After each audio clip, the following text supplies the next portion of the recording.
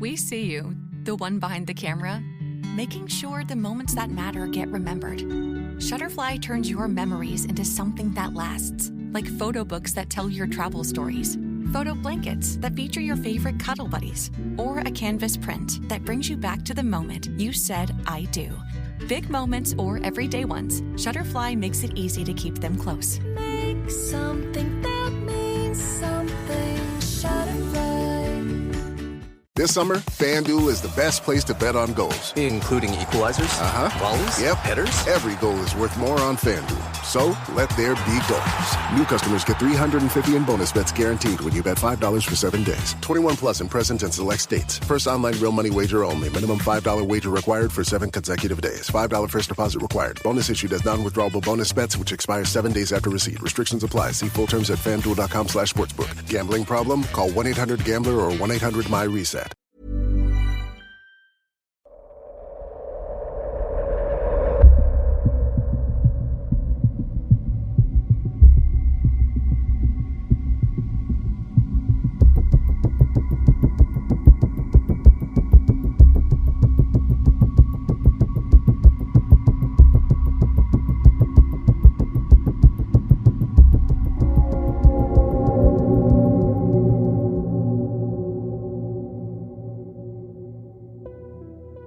Hello and welcome back to another episode of Scary. If you are new here, my name is Will, and each week I narrate your real life paranormal experiences as well as cover some famous paranormal cases along the way. And if you have your own paranormal experience that you'd like me to narrate on the show, you can send it to scaryaparanormalpodcast@gmail.com and it just might get made into a future episode.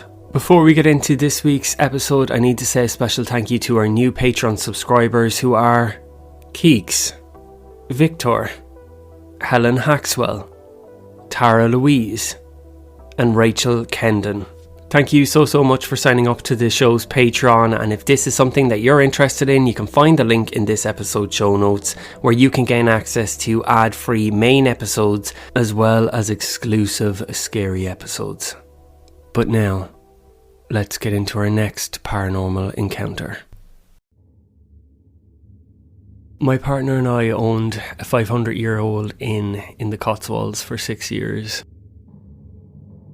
We experienced no end of paranormal incidences there. We purchased the inn in 2015. It was called the Black Boy Inn.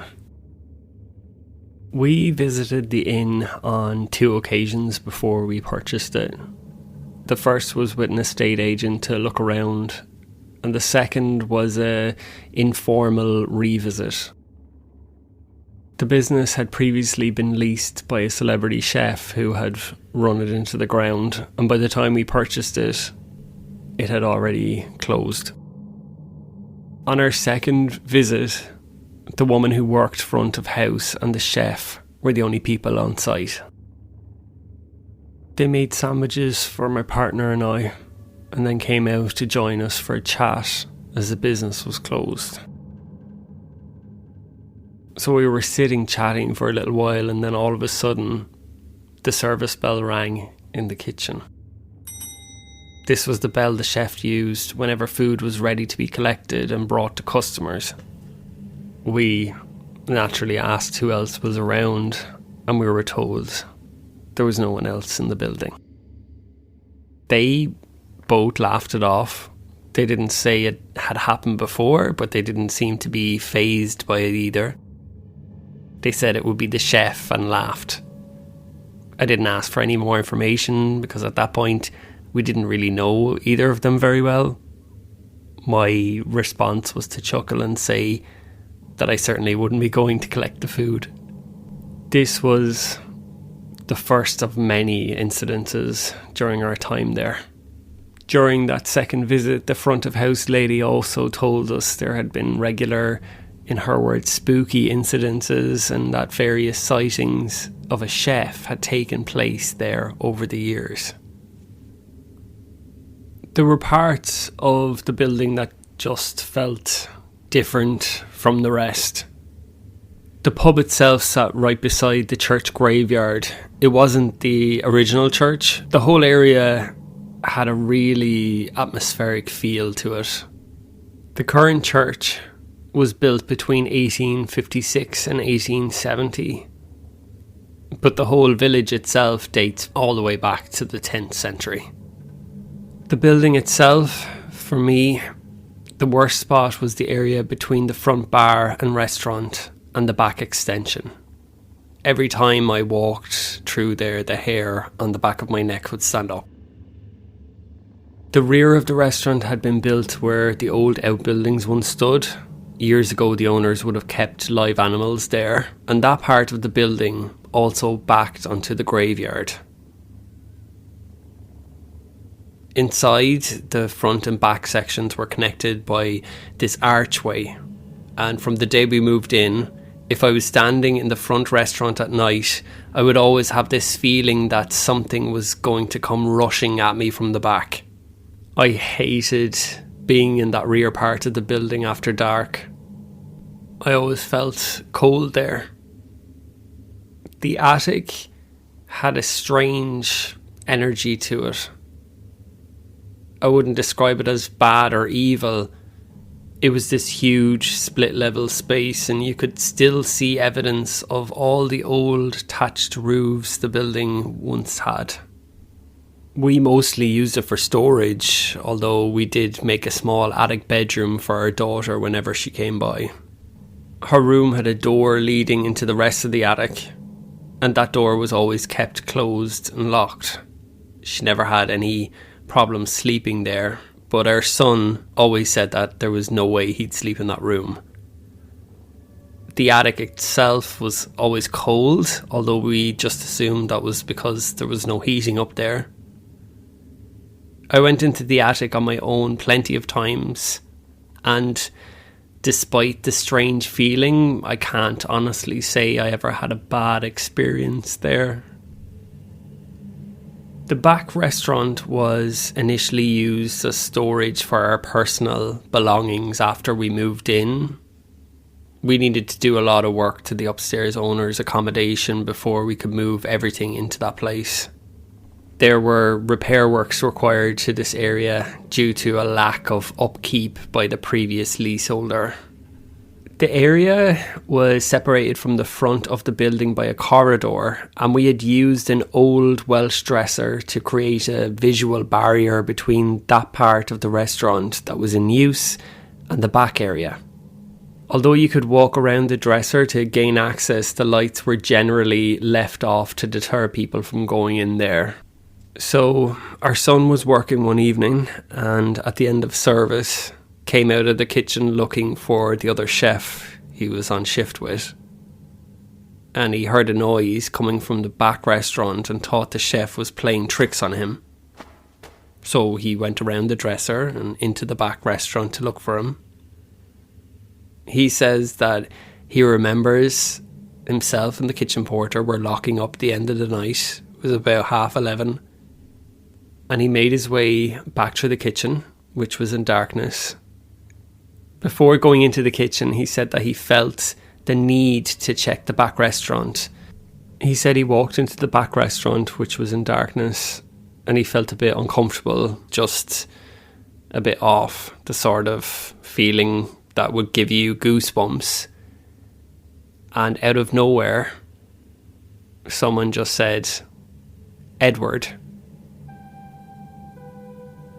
His name. He said it was like they were just stood by his shoulder speaking it into his ear. It wasn't a voice that he recognised, and after that he ran like a whippet out of the gates at a race. He said the voice was a female voice. During our second visit to the inn, we were told about a chef who had been seen around the premises before. And on one occasion, my partner saw him. To set the scene, the sighting took place out the back of the rear restaurant in this gravel area between the back restaurant and the dry store. And my partner described it like this. We were preparing for a trial meal testing of a new menu. I was walking through the back restaurant to get something. In that area it was pretty dark, The area had floor-to-ceiling glass around it, and there was some light coming in from a small patio area out the back. For whatever reason, I glanced to my left. Something was after catching my eye, and I saw a chef. He was wearing black trousers, a white chef jacket, and a black hat, which was what our own chefs would have been wearing apart from the hat. And he was walking up the path steps to the dry store. I glanced back to where I was walking for a split second, and he was gone. And then I stopped and thought about what I'd just seen and realised that the chef I'd seen was in his 50s, whereas our two chefs were both in their 20s. I checked the dry store and it was still shut. I knew it was locked. From where I was, I could also see into the back of the kitchen and could see both of our chefs inside, preoccupied with their prep work.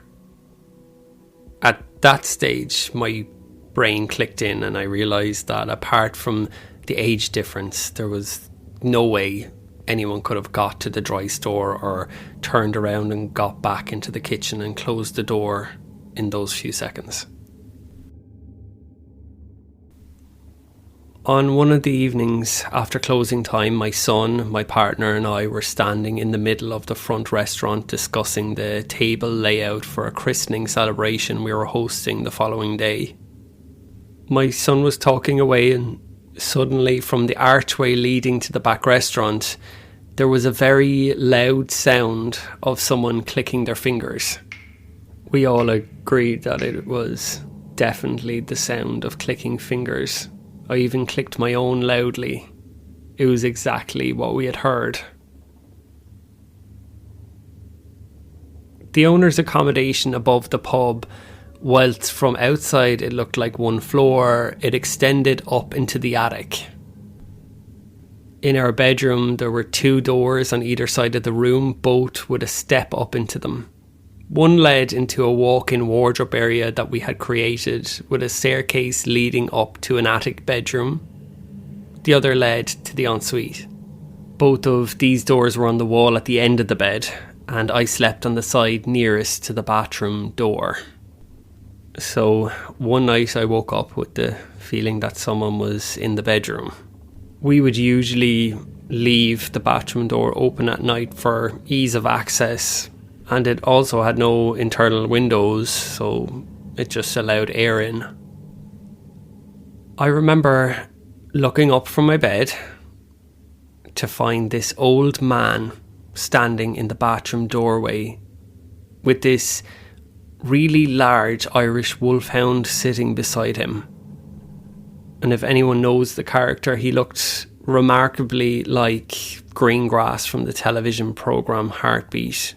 He had a long, raggedy beard and he was dressed in old-style outdoor grey clothing. He was as clear as my partner standing in front of me. He wasn't shaded or fuzzy in any way. He was a solid person. He stood in the doorway of the bathroom, one step up from the bottom of the bed, and he didn't speak or he didn't move. He just stood there looking at me with the dog sitting beside him. I didn't recognise this man, but I looked at him for some time. The room didn't feel any colder than normal, and if anything, my reaction was simply, what the hell? Here we go again. I didn't scream or jump out of bed. I just seemed to accept that he was there. I didn't get a bad or negative feeling from him either. And when I finally closed my eyes and opened them again, he was gone.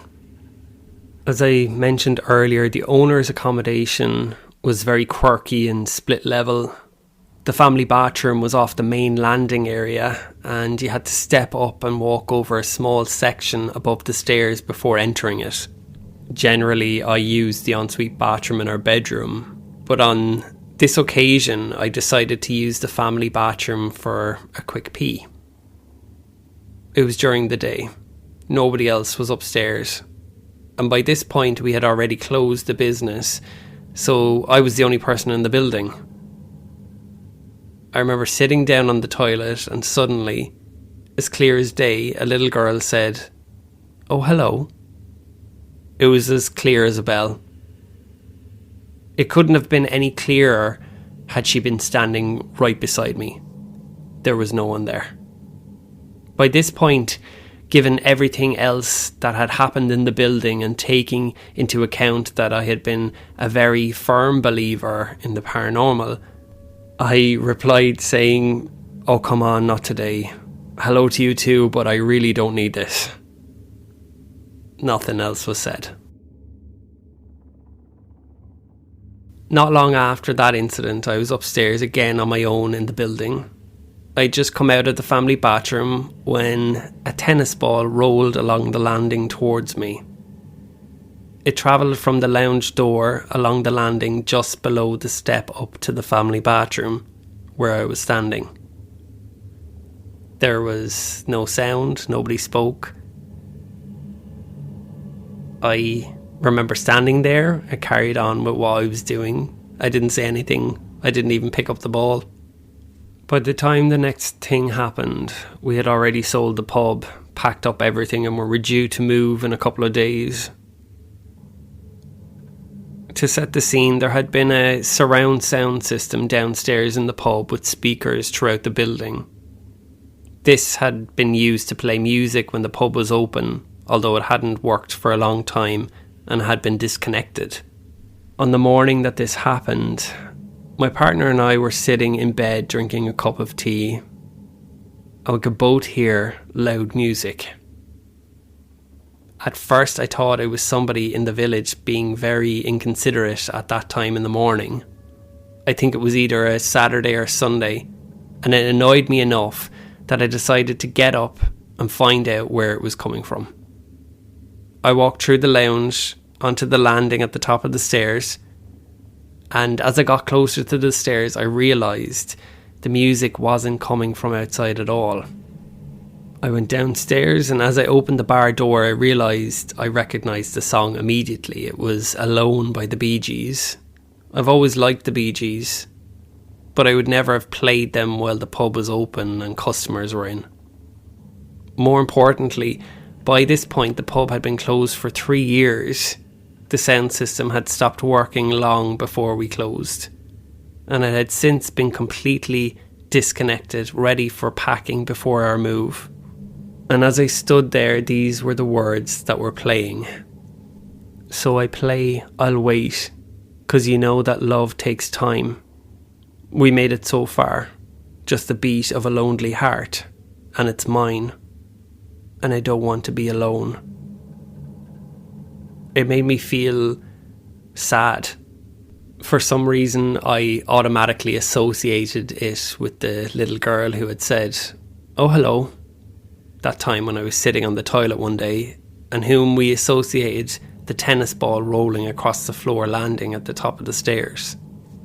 I felt like she was trying to say she didn't want us to go. We were only a matter of days, perhaps a couple of weeks, from moving out. Given everything else that had happened in the building, I felt very strongly that there was real activity there. And because we were leaving, they were sad to see us go.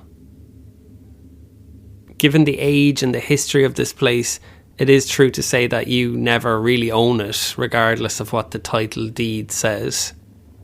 You're only there for a brief period of time as the caretaker, and there are decades of memories, events, incidences, deaths, happiness and sadness that all make up the way that a place feels. I feel that we were very lucky to have had a brief stint as caretakers of this place, though I'm sure others have lived or worked there would have similar tales to tell. We were only told that a chef had been seen there before and weren't provided with any additional details.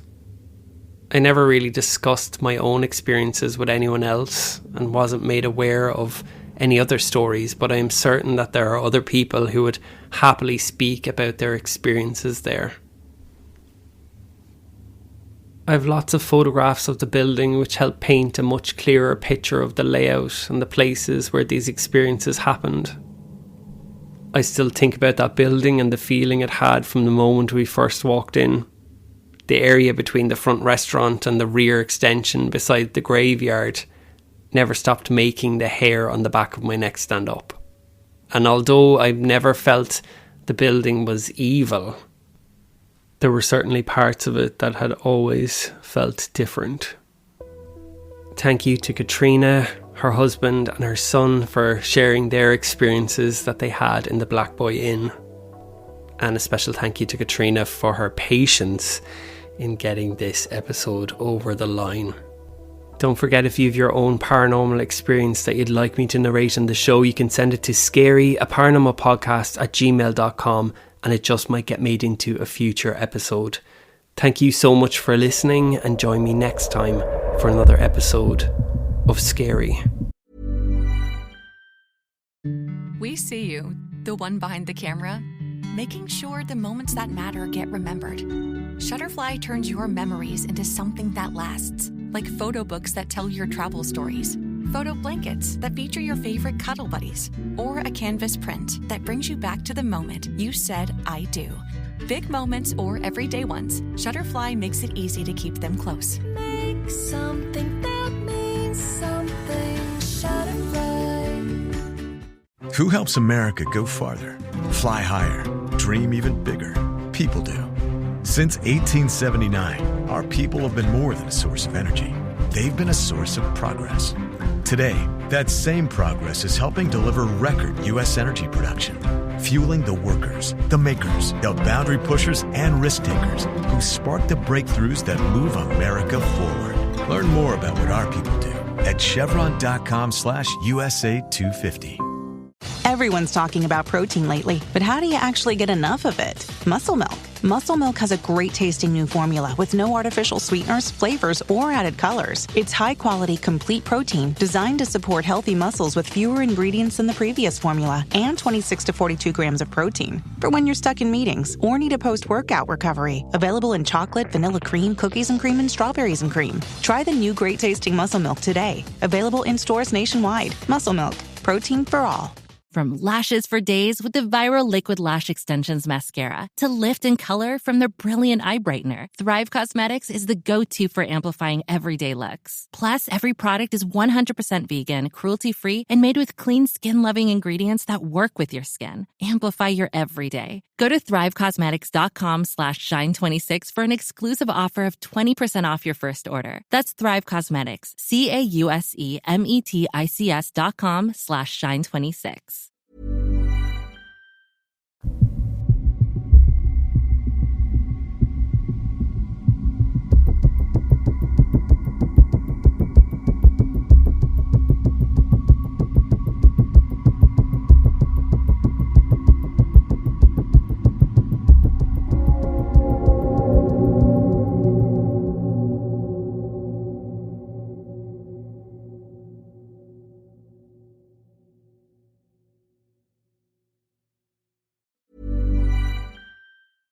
Everyone's talking about protein lately, but how do you actually get enough of it? Muscle Milk. Muscle Milk has a great-tasting new formula with no artificial sweeteners, flavors, or added colors. It's high-quality, complete protein designed to support healthy muscles with fewer ingredients than the previous formula and 26 to 42 grams of protein. For when you're stuck in meetings or need a post-workout recovery. Available in chocolate, vanilla cream, cookies and cream, and strawberries and cream. Try the new great-tasting Muscle Milk today. Available in stores nationwide. Muscle Milk. Protein for all.